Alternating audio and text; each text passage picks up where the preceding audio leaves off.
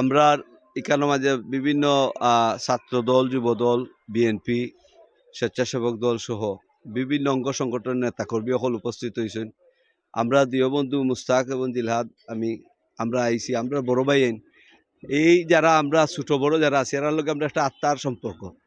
আমরা রাজনীতি যারা গেছে কি শিখছি, যারা পিছনে করছি এবং যারা এখন তারা করেন।